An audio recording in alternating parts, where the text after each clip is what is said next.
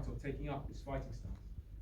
Now, Akiko, who was teaching her baby brother to trace kanji, the Japanese form of writing in the snow, gave her usual disapproving look before returning to Jiro's studies. Jack checked his posture, adjusted his grip, raised his kisaki.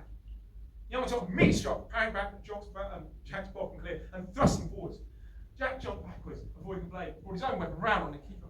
He heard Akiko let out a worried gasp. Yamato drove forwards and caught Jack on the shoulder with a downward strike.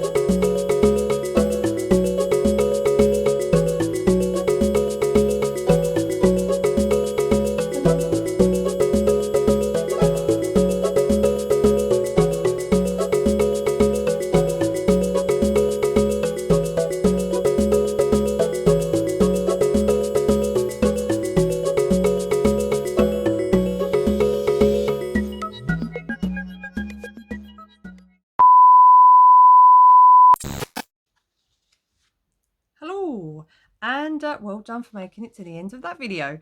So I thought I'd just do a little roundup of what I did at the Fighting Spirit Film Festival at the weekend. It's now actually Monday. Unfortunately, I couldn't do a roundup after the festival because, you know, life and rugby got in the way. So there you go. Anyway, so Fighting Spirit Film Festival. It is at Stratford Picture House, or should I say was at Stratford Picture House. It's normally around the same time every year, like second week of September, over a weekend. It has a short film competition, so there's lots of different short films that are shown, and I think it's audience, the audience votes and stuff like that. And then also they show screenings of both new and old movies. So for example, I think it was 2 years ago, I got to see I'm assuming it's the premiere, big screen premiere of Paper Tigers, which I think you can still get on streaming because it's a really good film. But yeah, so every so often you'll get these little gems that maybe you not necessarily have heard of, or not necessarily are screened on, like, you know, your Cineworlds and your Empires and Showcases or whatever. So it's quite nice to go see it. And as the kind of implies, Fighting Spirit Film Festival, it's like martial arts kind of movies. So this year I got to watch the only UK screening of the film Sakra, which was Donnie Yen's movie, which I have been dying to see. And then you probably saw in the video there was a little talk with some like authors, like martial arts sort of authors. So hopefully you saw that in the video. And then after that, I got to see a big screening of Yes Madam, which I don't think I've ever seen all the way through. I've seen bits and pieces, but I don't think I'd watched it as a whole film. Definitely never seen it on the big screen. So yeah, so I had to watch that as well. So, little quick review, she says. So Sakra, yeah, desperate to see it. Absolutely love Donnie Yen. If you don't know who Donnie Yen is, shame on you.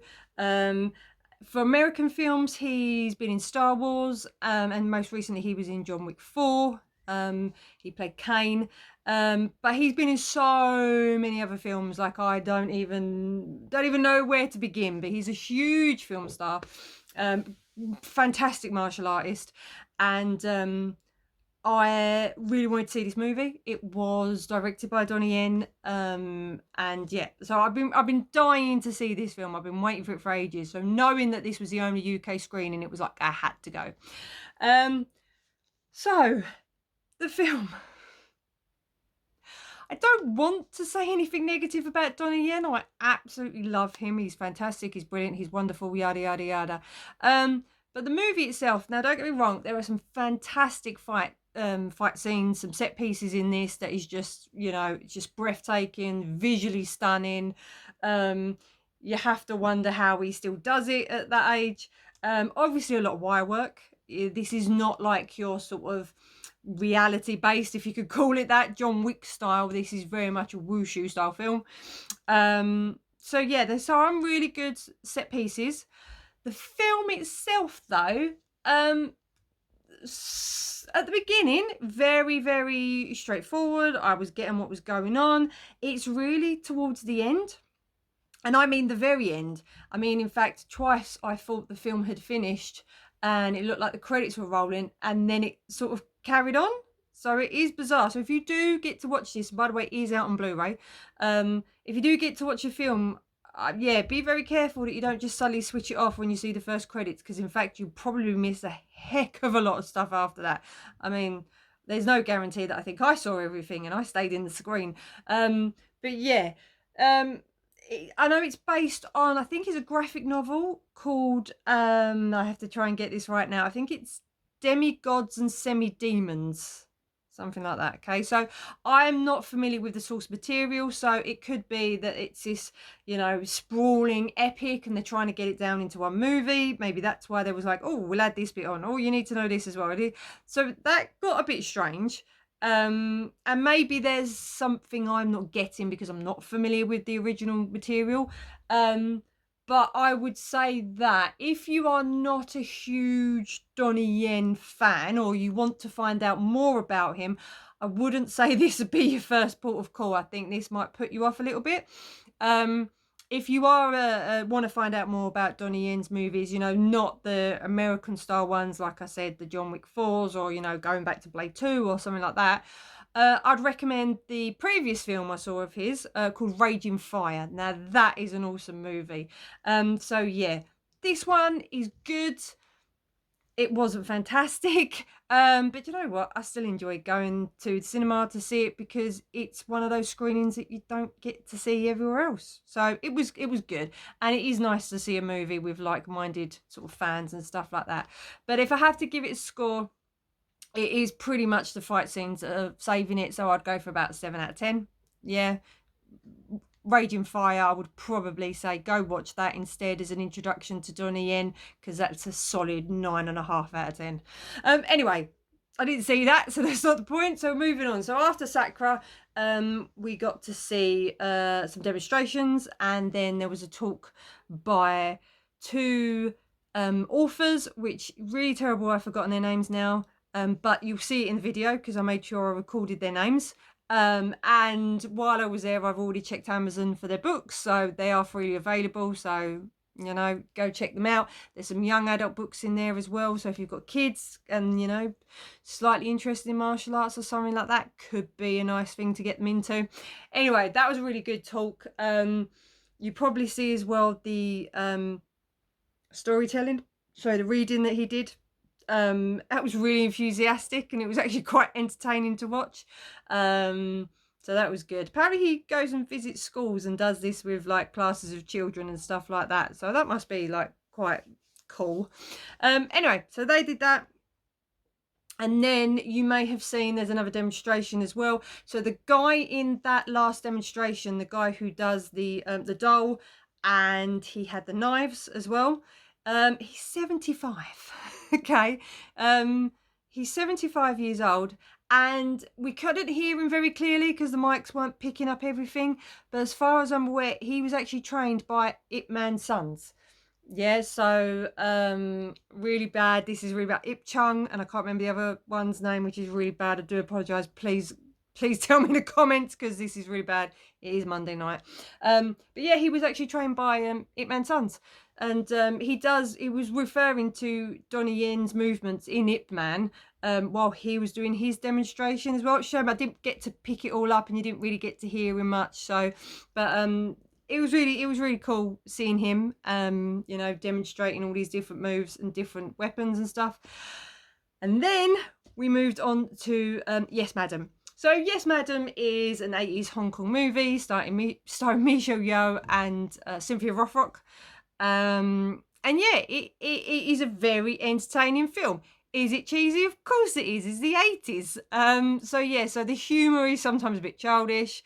There's some like silliness in there.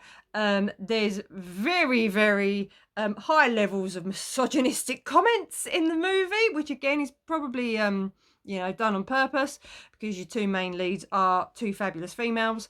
But yeah, sometimes I was watching the film and then someone said some really like sexist comment, but it was good because the whole audience, the entire screening just went, oh, and started booing like some sort of pantomime. Anyway, the action is really good. If you again are not familiar, probably more familiar with Michelle Yeoh now, after she's won her Oscar and things like that. But if you're not familiar with her early stuff that she did, or in fact you're not even familiar with Cynthia Rothrock, this is a really good film to start with. Action packed.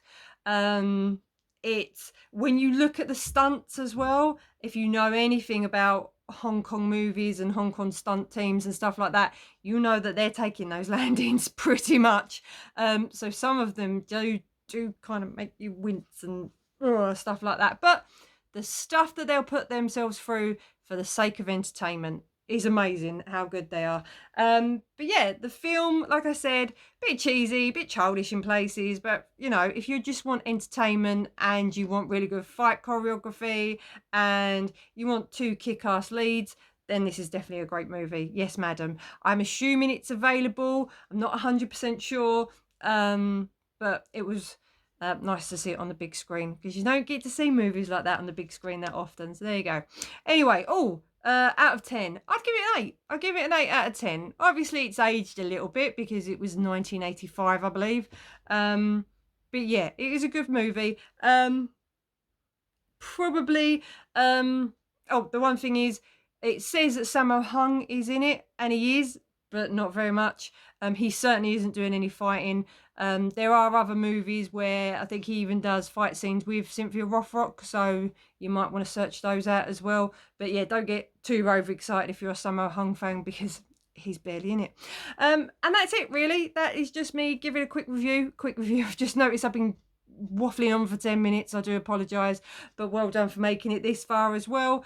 Hopefully I have a few more film reviews and stuff like that to come out with, but you know, trying to find things that are a little bit different than the norm. You know, can review Marvel films, I can review action films and that till the cows come home, but you know, I'm just trying to find some different things that you wouldn't normally get to see reviewed, I suppose. So anyway, I'm off to get ready for bed. Everybody have a lovely evening, and hopefully I'll see you again real soon.